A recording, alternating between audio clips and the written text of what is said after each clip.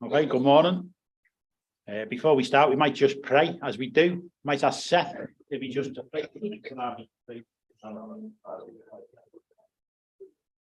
Hallelujah, Lord Father, we do thank you, Lord, that we can come together, Lord, to be instructed of by you, Lord, to partake of your wisdom, Father.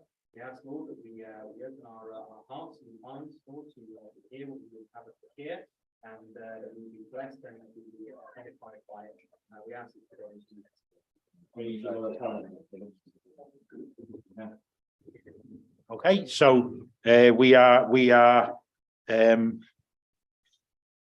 there's a 10,000 different points you could make about bringing up children in the Lord, and that would obviously take too long, and so anything I've left out we could do at a later date, and there'll be many things that I've left out that aren't mentioned. You think, oh, that's important too, but all the points are important. So what came to mind is what I put on the slides. I am not looking to be dogmatic. I am not looking to I'm going to show you the scriptures, some thoughts upon the scriptures, but there's a number of things to bear in mind that there's certain things you can't choose in this life. One of them is your children. You know, you can choose to have them, but you can't choose them. They come as they are, and you work that out. They can't choose their parents, and people can't choose their pastor, more or less.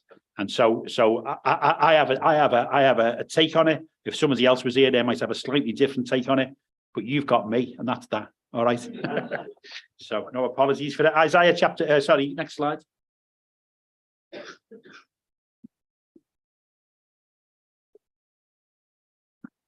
Start off with something as positive as positive could be. So this is from Isaiah 54, which follows on from Isaiah 53, obviously. And it says, I will make thy windows of agates, and thy gates of carbuncles, and thy borders of pleasant stones.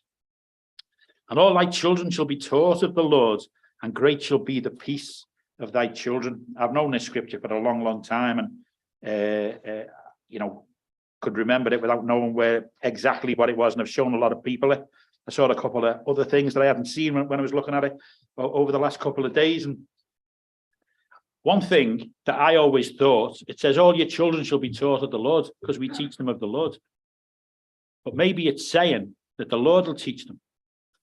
All your children will be taught because the Lord will teach them. As well as us, we play a part, but God also will be teaching our children. The framing of it is within windows, gates, and borders. So it's within a particular place, and one thing with having children is part of the responsibility, and that's the best way to look at it, is to keep yourself well in the Lord, because if you were to fall, there would be a big pull on them. Wouldn't necessarily cause them to fall, but there'd be a big pull on them. And if you're well, the chances of them being well increases greatly. And sometimes that's good for you. It's just good for you. You think, all right, I've got responsibilities here. I'll kind of sort that out, and get on and get to a good place in the Lord. If you're not, I showed this to a lady that came along when we were in Trafalgar Street. I can't remember if she's Chinese or Japanese. And I showed it to her, this scripture. She had a little boy or a little girl. I can't remember, it was a long time ago. She came back the next week and she said, I looked that up in my Bible, my Japanese Bible.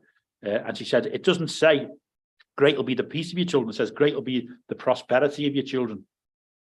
And there are many versions that translate it as that. And there's a thing called a peace dividend. So if you haven't got to, people in this world that don't know the Lord, they're often out searching for things. They're searching for love. They're searching for excitement, all sorts of things. And it costs them a lot, and costs them a lot of their peace. Because God's given us these things, it does tend towards prosperity.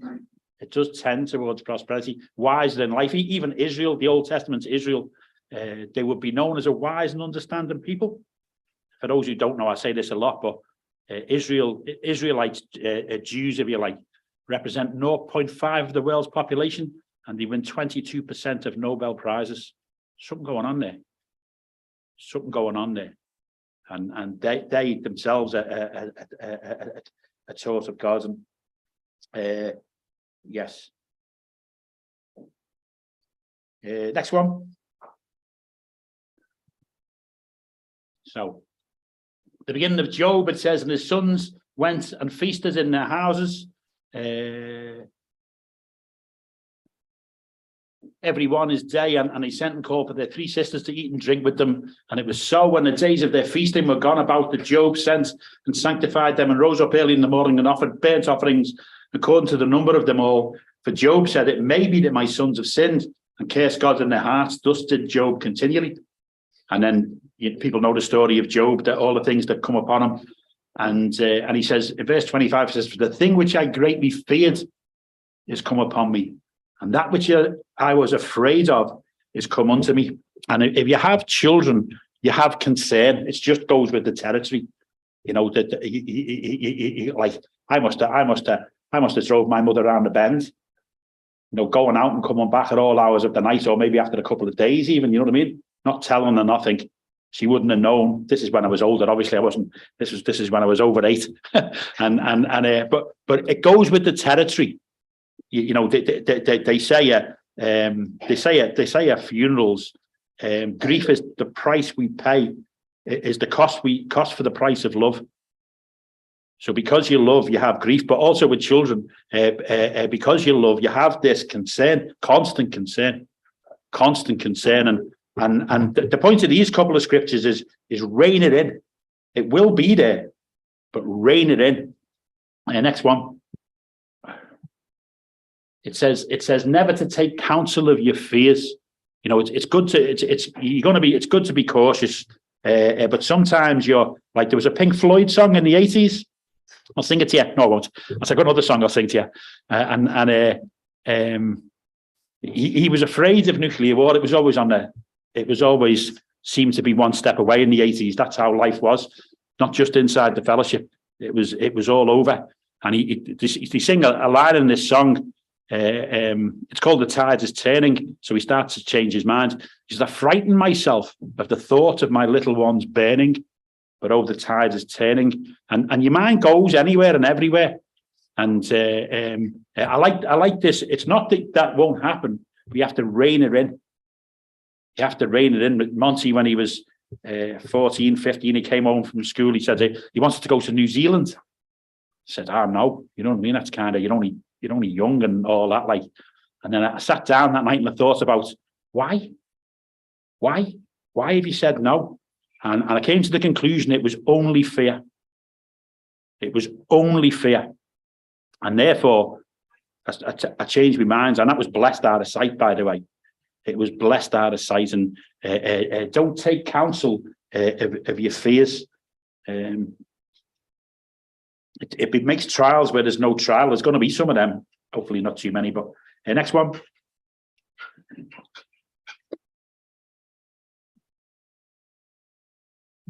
Yeah. Well, these are well-known scriptures. Foolishness is bound in the heart of a child, but the rod of correction shall drive it from him. It's not the only thing that's bound in the heart of the child. There's much good in the heart of the child. And you don't want to be so hard that you affect the one when you're doing the other. A rod is something that doesn't bend. I'm not going to get into particular types of discipline.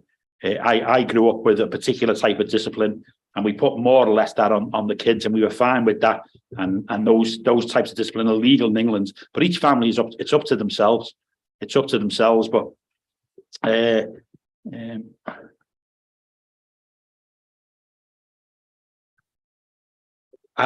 heard someone talking about. I won't sing this song either. Every New Year's Eve on Jules Holland's Hogmanay at midnight, they sing the same song that I can see anyway, and he sing "Enjoy Yourself." Enjoy yourself while you're still in the pink. You know that song? Enjoy yourself. And in the original version, there's a line in it which is to get a gospel singer to sing this line, because everyone that's been on that night sings a little part, and they have a gospel singer sing this particular line. She's very good, And she sings, go to school, learn the rules and be no faker. But it's not wise for you to be another man's footstool. And so the idea is that there are rules of life for you to prosper. And if somebody wanted to play music, you have to learn, first of all, the rules of music. If I picked up a guitar and started to make a noise, it would be just a noise. It would be just a noise, just too wild. And once you've learned the rules, then you can prosper. Then you can be creative because you know where the lines are. And if you think about a rod of correction, when a plant is growing, you'll put a stick there to keep it straight, and it'll only touch the stick if it moves out. The stick doesn't move in. It only touches the stick if it moves out into a way that would end up way over there. And I suppose, the thing is, that's the way we can be when we see something, even from a young age. Obviously, babies, not from a young age, and a rod doesn't bend, but also it's always there. It doesn't have to be an instantaneous thing. Next one. Yeah.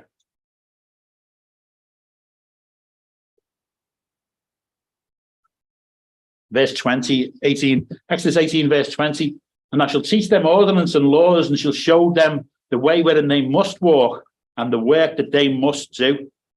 And, if you think of the Old Testament law and with children, there are certain things that you just got to learn. Don't put your hand in the fire and this type of thing. They must learn them. But that's the beginning. That's to learn where the lines are. It doesn't continue like that. One of the aspects of the New Testament is not by works but by faith. And I suppose, like, one way to explain the difference is works is to get you to yourself a point where you're not in trouble, right? And faith is you're not in trouble. It's good, and let's see what comes of that. Let that loose in your mind and in your heart, and see what comes of that. And then the musts drop away. If you read the letters of Paul, he's like a father to the church, really, and there are certain things that must be. And then later on, as he writes the letters, he say, look, this is the way I do it. This is the way I conduct myself. This is how I see it. It's no longer must. It's not putting that, as children grow, especially, you want to get more and more to the thing where you're sharing things and not just telling. I always say with children that there are times when you've got to tell them off. Things have just got to stop, right? In whatever way you do it, it's just got to stop, and that's that. And the shorter, the more effective that is, the better. Yeah, but there are other times when you can tell them and not tell them off. It's a different thing. Telling them and not telling them off. Sometimes you might have to tell them 5, 6, 10, 15, 20, 30 times. And if you can do that with patience and with persuasion and with calmness, and then what you want is not for just them to say what you say, is for them to understand what you understand. And they're longer term aims. Next one.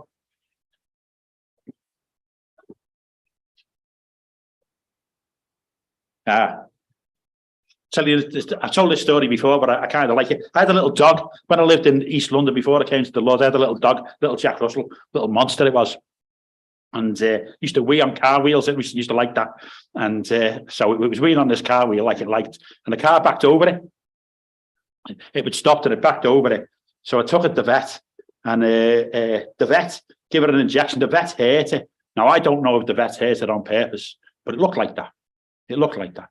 And then I take it for a walk, this dog for a walk. When we walk past this vet's, right, as soon as it could smell the vet, it nearly ran into the road. I had it on a lead, and it would just fly over the other side because it had a great aversion to something that has happened to it.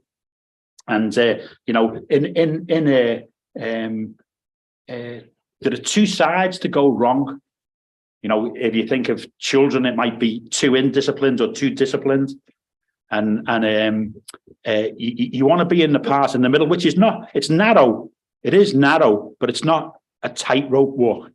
It's not a tightrope walk. It's not like that. But just, I love this as a prince. This is wise. This is wise, right? The one thing I find you have to watch for with the left and the right is the thing that you have an aversion to for something in the past. Or maybe you knew someone that was too strict on children in the past, far too strict on them. And you have an aversion to that. But your aversion takes you far away to the other side, too far away to the other side. And you're not looking for the way. You're reacting to the wrong thing or the thing you think was wrong in the past. I'd say that applies a lot to people that grew up in the Lord. Sometimes you hear them, well, he used to do it like this, and now I'm not doing it like that. You think, because maybe you're reacting just to one thing when it's not just something to be mindful of. Next one. Okay, this is your children again. I missed saying the scriptures out. It's talking about the ways of God.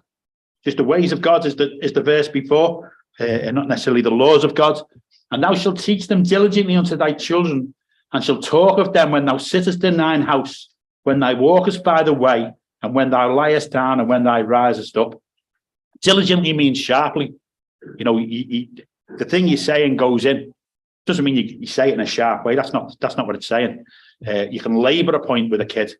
You can labour a point. I had a testimony that had a great effect on me. Was a sister from Holland, and she grew up in a non-spirit-filled but religious family, a Dutch Reform family.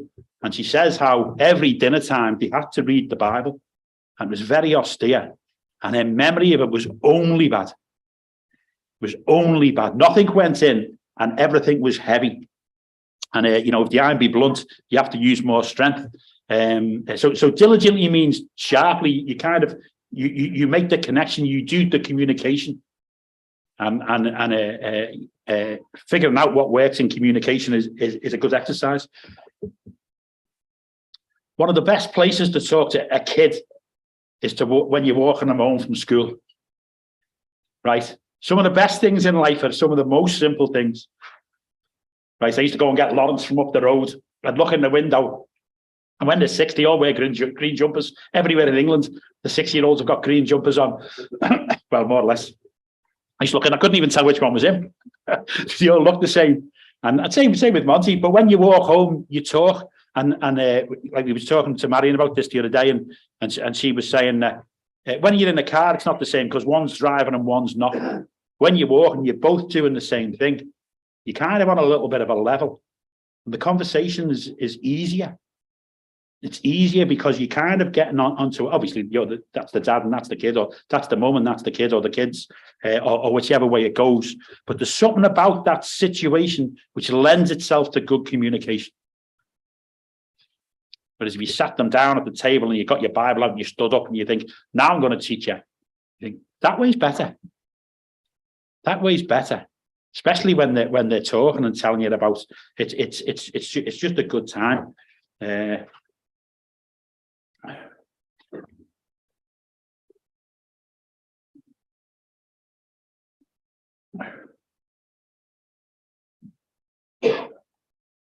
Yeah, next one. This is for the older kids, really. I don't know how old you have to be to understand this. Probably over 5 or 6, but not necessarily. Children, obey your parents in the Lord, for this is right. Honour thy father and mother, which is the first commandment with promise, that it may be well with thee, and thou mayest live long on the earth. And that is the promise that goes along from Exodus. The commandment is there to obey your mother and father, and sometimes the credit goes to the kids, that they've gotten hold of the thing, they've gotten hold of it, the promise and the understanding of why you would do it. And I heard a thing yesterday, I don't know whether this is accurate, but it talks about optimists and pessimists, people with a positive attitude and people with a negative one. And they were talking particularly about pessimists, the people with a negative attitude. And he said, you might as well smoke 3 packs of cigarettes a day, because it'll shorten your life that much. Pessimism, this attitude. And I suppose with this commandment, it's talking about someone that knows to handle the situation, because that takes wisdom as well, and be happy. One thing you'd recommend with kids is teach them respect for people and for property. Teach them respect for people and for property, right? Because it makes them considerate, which is what you want them to be. Teach them manners. Just a thing with manners, because manners, if you're polite in life, you get better communication with people, which makes you happier. It makes you happy that it may be well with thee. That it may be well with thee. And one thing, like with our kids and with other people's kids, when they're around, me personally, sometimes the parents insist that they say please and thank you.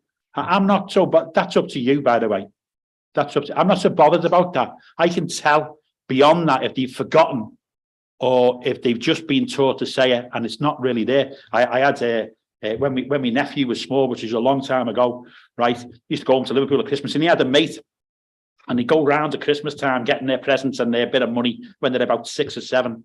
And me nephew's mate's dad, I was watching him, and he was getting money off people. He said, thank you. And his dad's going, how much did you get? How much did you get? And he learned to say thank you, but it wasn't really the way it should be.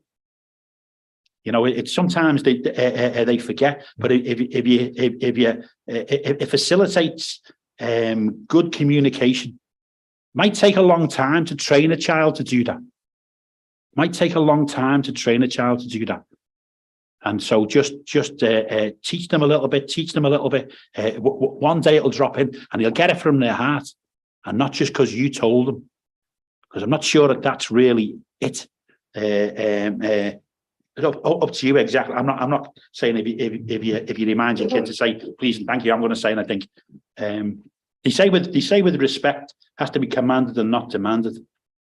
Not demanded is the thing that I care about. That's true in life. That's so true in life. If you have this instinctive politeness, even as you grow up, life is happier. People will communicate with you, be glad to see you, and you think about the pessimist, and you see people walking down the road, those who'll say hello to you in the morning when they don't know you, and those who've got their head down on the floor. I know which one I prefer. Yeah, next one.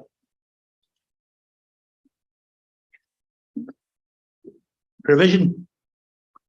Okay, so one of the aspects of God is provision. Jehovah Jireh, our provider, doesn't actually mean that, but I'll show you that in a minute. So Paul writes here, he's going to Corinth. Behold, the third time ready to come to you, and I will not be burdensome for you. You're not going to have to pay for it. I seek not yours, but you. That's a fabulous line. For the children ought not to lay up for the parents, but the parents for the children. And one aspect of provision is foresight. What's going to be needed? I'm thinking particularly about, not only about, but particularly about the meeting. What's going to be needed? How's it going to go? When do they need to settle down? What can we provide to help them settle down? We make a point in here, nearly always, to keep a good gap between the seats. It's provision. So it's not like a little jail for them. It's not like a tight little space. They've got a little bit of space to get on the floor if they need to. Also as a fellowship, we can, if people don't know what to provide, they're not used to the way we do things, the way it runs, we help them to provide. Don't stand back and say, well, they should provide. They should have brought something. Help them.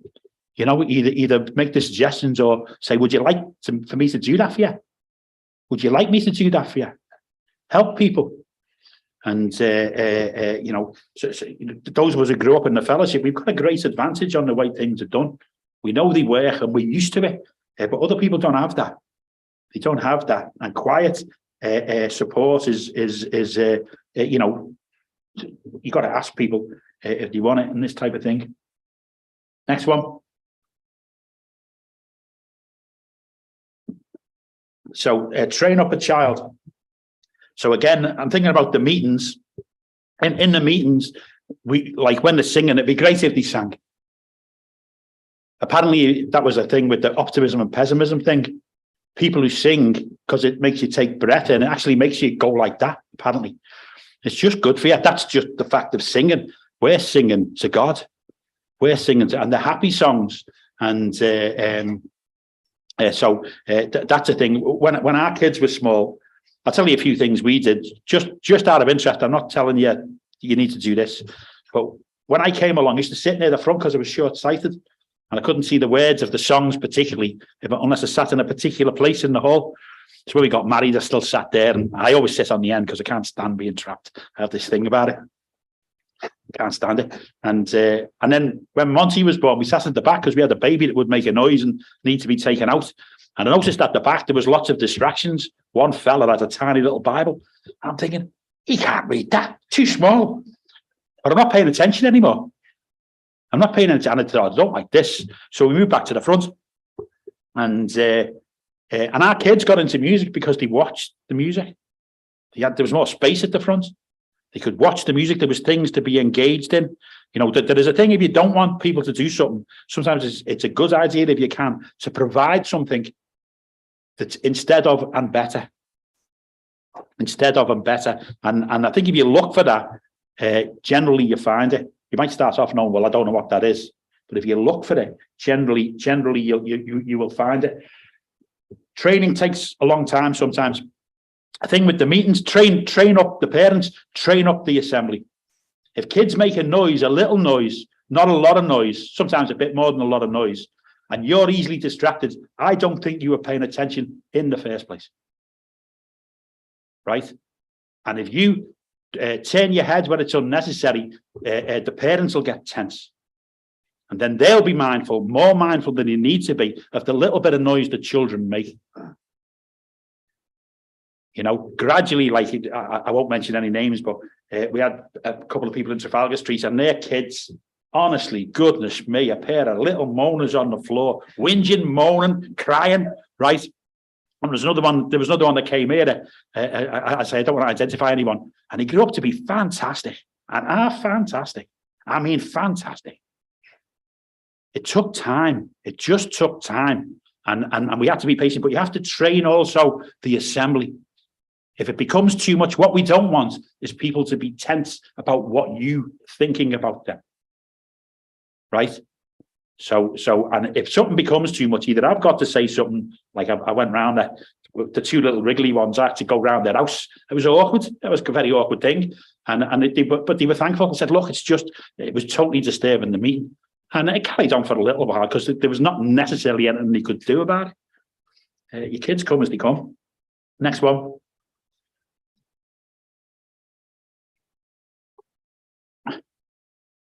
So this is a thing, I suppose, about the talk and about, like I talk about the way we brought our kids up and you know, if Monty and Lawrence end up having children, I wouldn't think that they should do it exactly how we did it.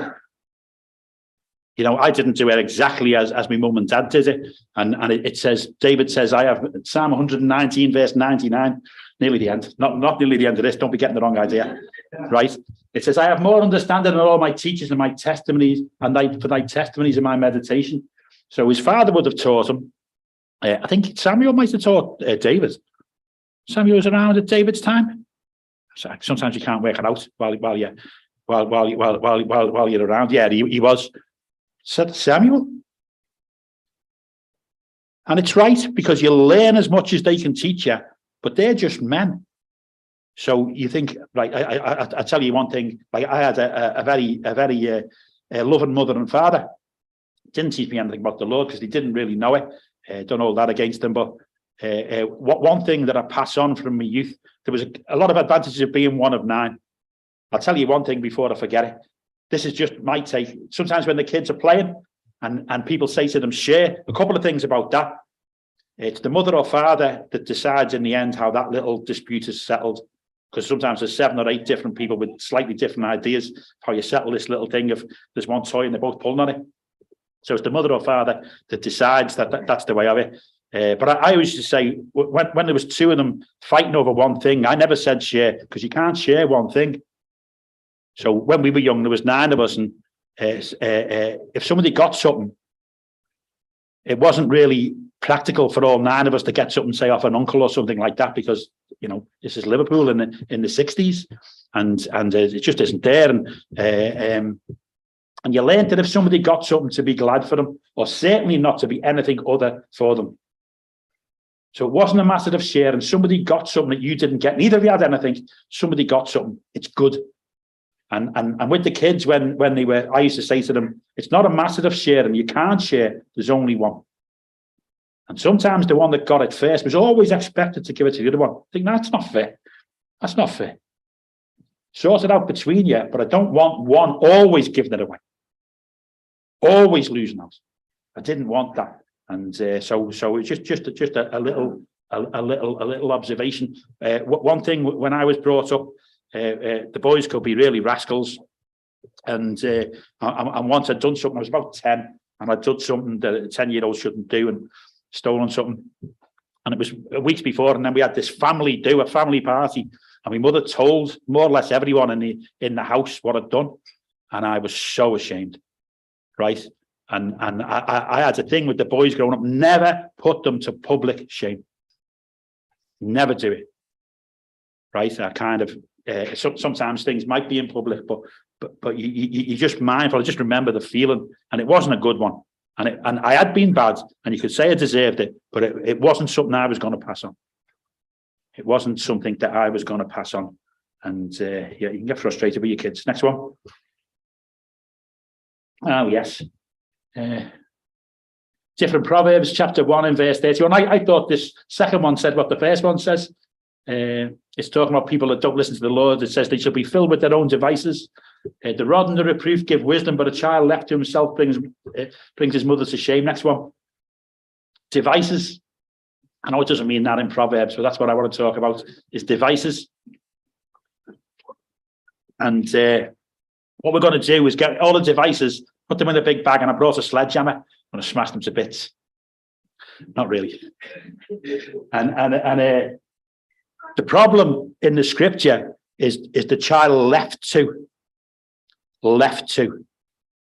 So you know, sometimes they'll get like even TV and this thing's the same with ourselves, by the way.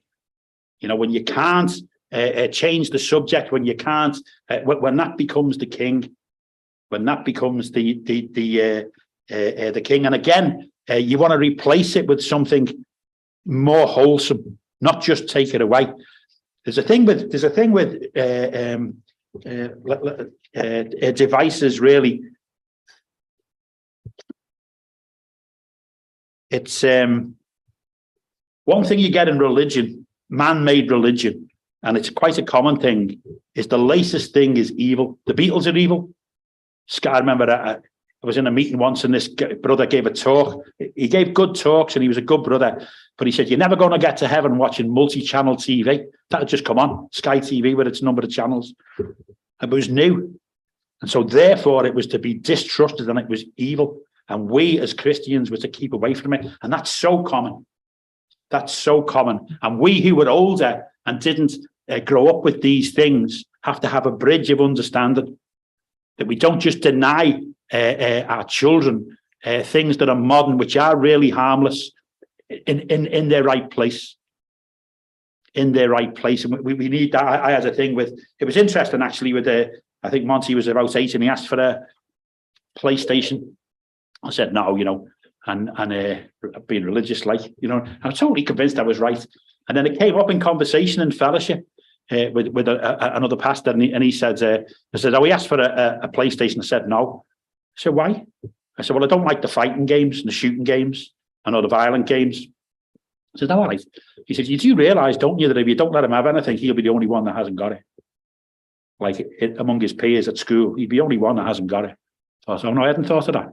And then he told me he worked for Nintendo in Hungary. And he said, Nintendo never made a violent game. So he allayed me fears. But the principle really, that you would be denying them something that everybody else had when there was no need for that, with a little bit of understanding, is very important. It's very important.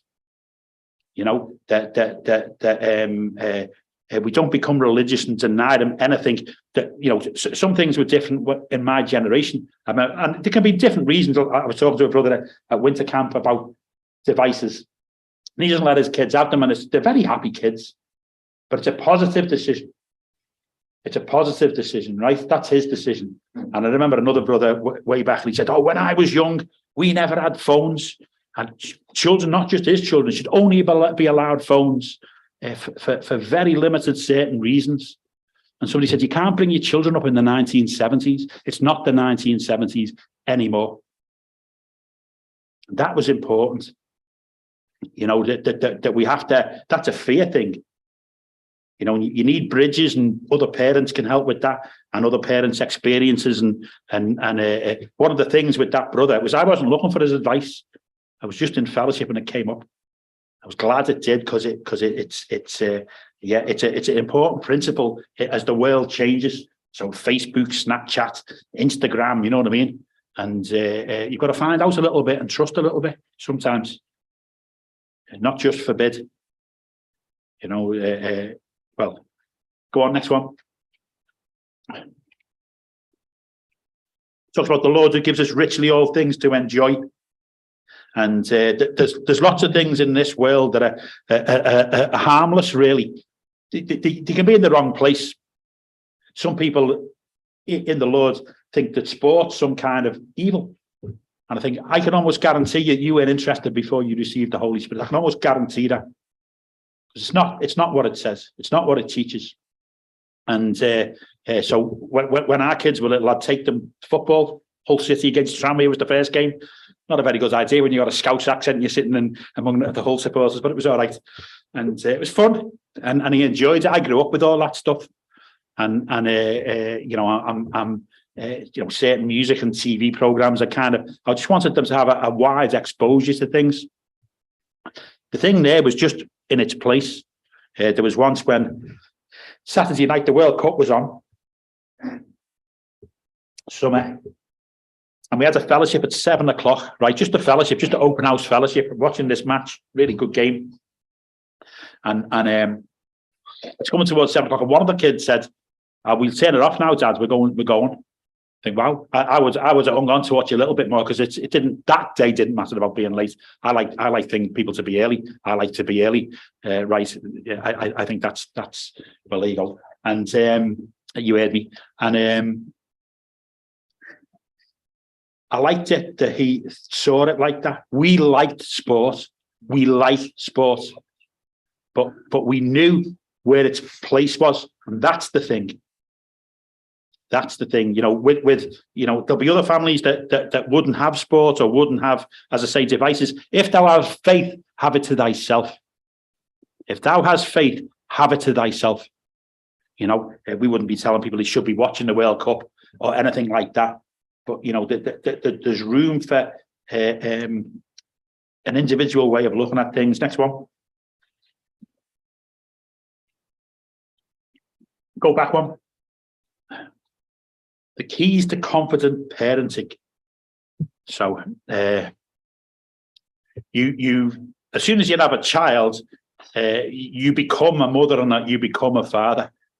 It happens, it just is. It's a fact, right? But sometimes people just kind of lack a bit of confidence.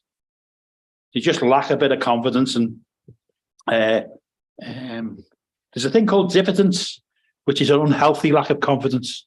It's not good for you, and you don't want to be in that situation. Next one, month.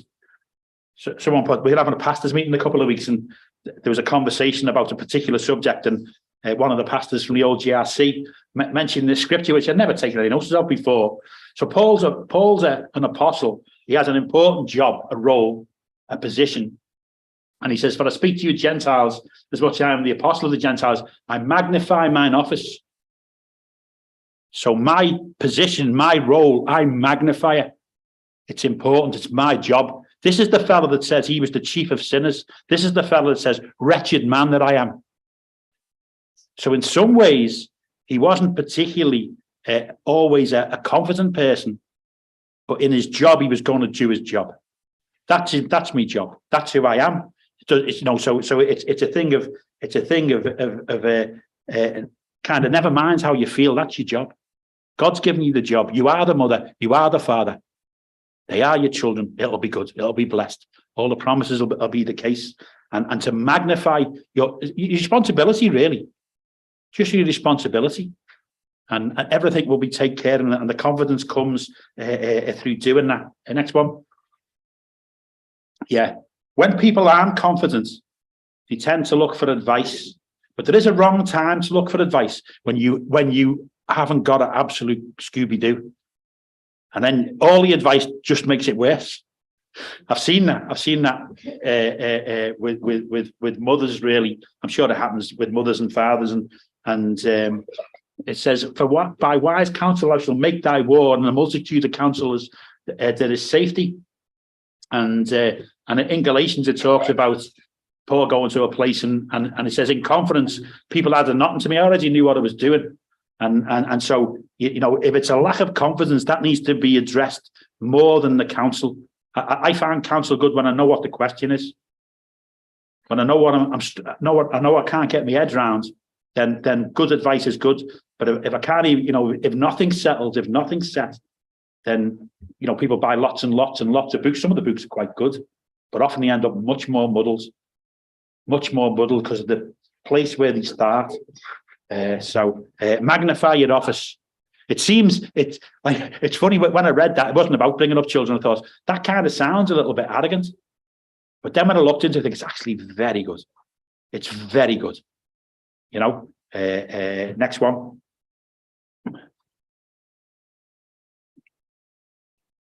So this is more for fathers, but I'm sure it applies to mothers as well. This is provision. And Abraham called the name of that place Jehovah Jireh, as it is said to this day, in the mouth of the Lord it shall be seen. So this is when the Lord provides something instead of Isaac, poor little Isaac, with his wood and the big knife, and he's like that, like, whoa, what are you doing? What are you doing? The Lord had to shout to him, Abraham, Abraham, because he never heard him the first time. He's just about to. That's a funny story. And but Jehovah Jireh, Jehovah is a name for God, but it's a personal name for God. It means, you know, God becomes your Lord when you have a personal relationship with him. Right? So it reminds you of the prayer, Our Father, which is a great prayer, and provision.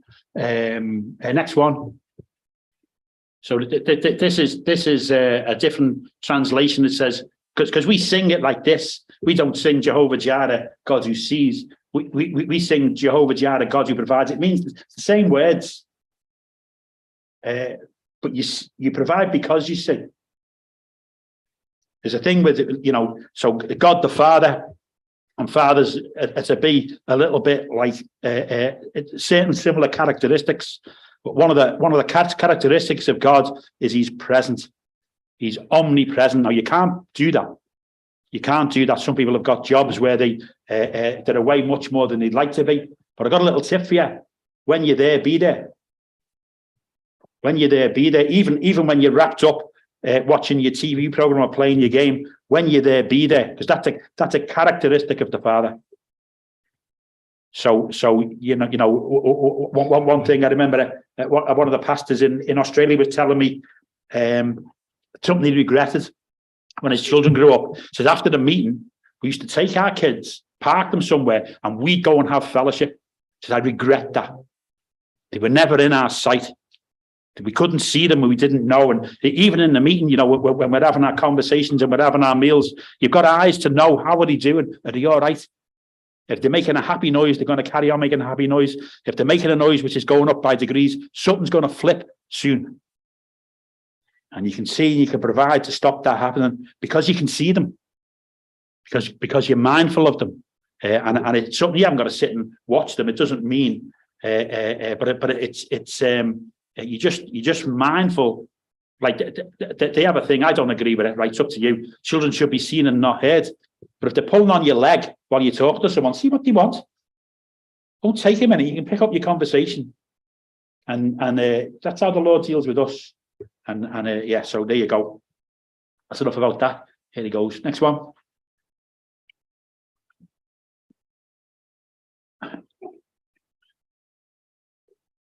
Again, a religious thing is to make children so afraid of the Lord, or so afraid of being disobedient, that it just is that. It's not nurture and admonition, it's fear. And one thing that with that is one of the pastors in Australia tells this story. I like it. He says, when he was little, he's a rascal, and his dad was a long-distance lorry driver. So his dad would go away, and then he'd be naughty. And his mother would say, wait till your father gets home. You're going to get it when your father gets home. She couldn't control him. So, and it's often the man just has to go, whoa, and the kids are fine. It's just a mother-father thing. And so he tells this story. He says, so when my dad's coming up to home, he says, I'm finding the furthest place away that I can hide from him in the house. He says, my dad wants to see me and hold me. But it got into my head that this was a thing to fear. This was a thing to fear, and not to use certain things to control your children, right? Sometimes, you know, we know the Lord's coming back, and sometimes that helps us to rein in our nature, and they'll be the same. But if you use it in the wrong way, when it says "Thy kingdom come," they won't want it. They won't want it, and you did it. You know, it's just to be mindful. Like somebody put something on a pastor's WhatsApp group I'm on about doomsday, and this scripture came to my mind. You know, the sooner the better. The sooner the better. I kind of enjoy life, but you know, certain things you think, no, the sooner the better. And it's important that that's an honest mentality that we can have and that we can share. Next one.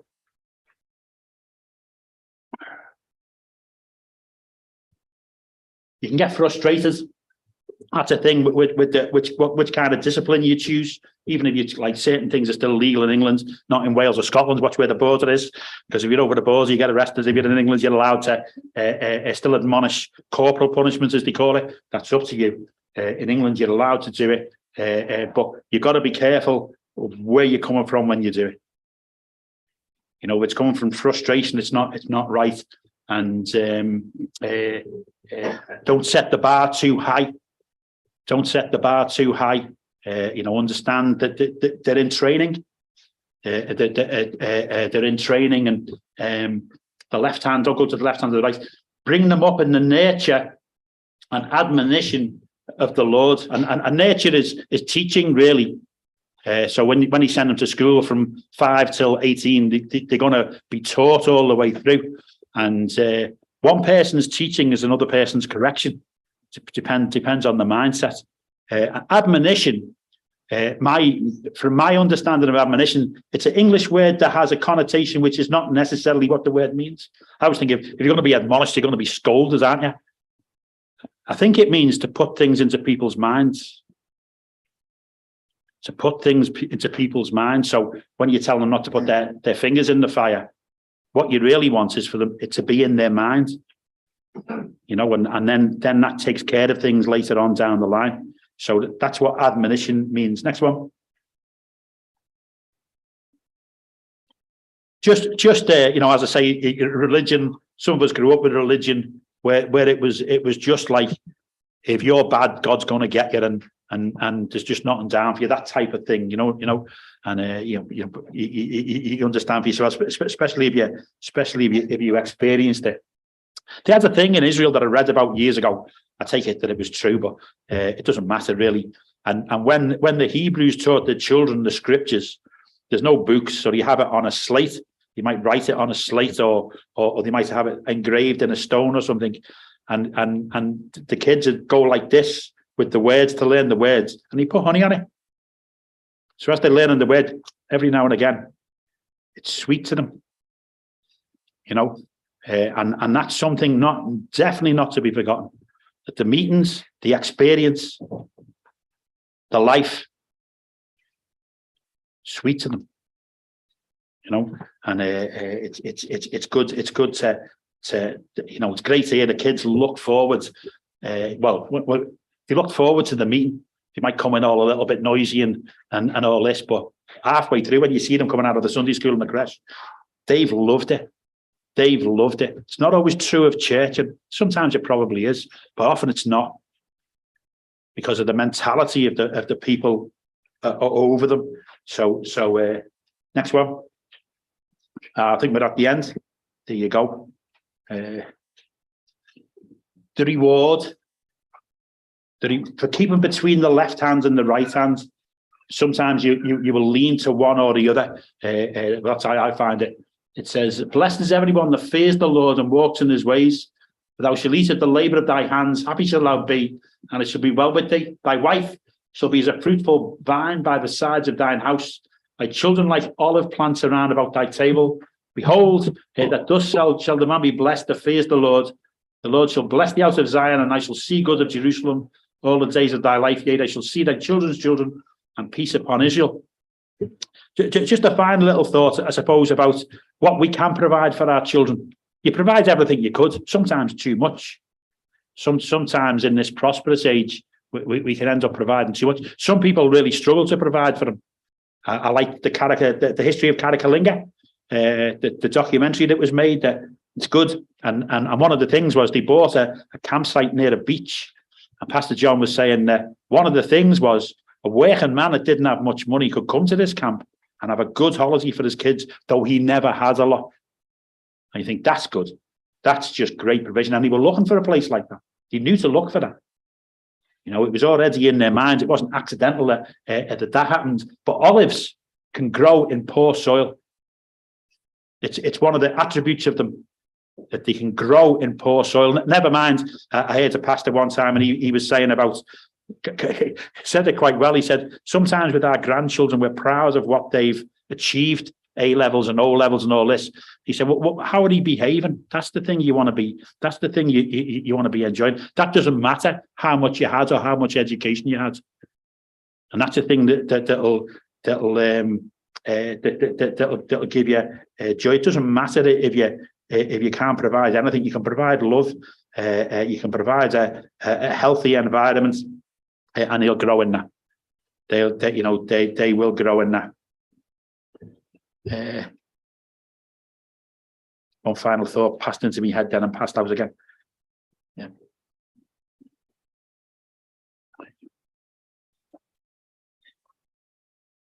Yeah, it's gone. All right. Amen.